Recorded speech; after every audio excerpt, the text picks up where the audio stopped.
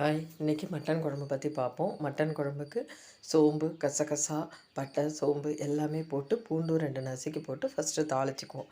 தாளிச்சிட்டு அதில் வெங்காயம், பூண்டு அரிஞ்சு வச்சுருக்க பூண்டு, தக்காளி, இஞ்சி பூண்டு, கருவேப்பிலை, மல்லித்தழை எல்லாம் போட்டு நல்லா வதக்கி விட்டுட்டு மட்டனையும் போட்டு வதக்கிக்குவோம். மட்டன் நம்ம 1/2 கிலோ எடுத்துருக்கோம். இப்போ 1/2 கிலோ இருக்கிறத நல்லா வதக்கி விட்ருவோம்.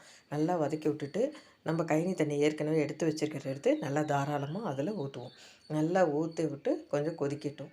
இதில் வந்து நல்லா கொதிக்க விடணும். நிறைய தண்ணி ஊற்றினா தான் 8, 9 டம்ளர் தண்ணி ஊற்றினா நம்ம ஒரு 3 டம்ளராவது சூப் எடுக்க முடியும். நல்லா கொதிக்க விட்டு ஒரு 3/4 மணி நேரம் கொதித்த உடனே நம்ம கொஞ்சம் அந்த தண்ணியெல்லாம் கரண்டியால் எடுத்து கிண்ணத்தில் வச்சுக்குவோம். இப்போ நம்ம சூப்பு குடிக்கிறதுக்கு. இதுக்கப்புறம் அந்த மட்டன் போன்லெஸ் மட்டனை மட்டும் எடுத்து பீஸ் மட்டும் எடுத்து அடுத்தது எண்ணெய் சட்டியில் போட்டுக்கலாம். எண்ணெய் சட்டியில் போட்டுக்கிட்டு இப்போ 2லேயுமே மஞ்சத்தூள், மிளகாய்த்தூள், மல்லித்தூள், மசால் பொடி, உப்பு எல்லாத்தையும் போட்டு நல்லா இது பண்ணிக்குவோம். நல்லா வதக்கி விட்டுட்டு தண்ணி ஊற்றி 2யும் இன்னும் ஒரு 1/2 மணி நேரம் நல்லா வேக விடுங்க. அப்போ தான் சாப்பிட சாஃப்டாக இருக்கும். நல்லா 1/2 மணி நேரம் வேக விட்டுட்டு தேங்காய் அரைச்சி வச்சுருப்போம். தேங்காய் அரைச்சி ஊற்றி அதில் ஊற்றுவோம். இன்னும் குழம்பு பீஸை மட்டும் 2 தக்காளி இன்னும் கொஞ்சம் அதிகமாக போட்டுக்கோங்க அப்புறமா.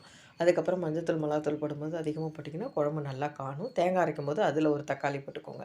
தக்காளி போட்டும்போது 2லேயும் நல்லா ஊற்றி விட்டுட்டு அதுக்கப்புறம் தாளித்து இறக்கிக்கோங்க. நம்ம எடுத்து வச்சுருக்க சூப்பில் வந்து மிளகு ஜீரகத்தூளும் உப்பும் போட்டு நல்லா கலக்கிக்கோங்க. கலக்கிட்டு மிதமான சூட்டில் குடித்தோம்னா உடம்புக்கு ரொம்ப நல்லது. ஓகே, பாய்.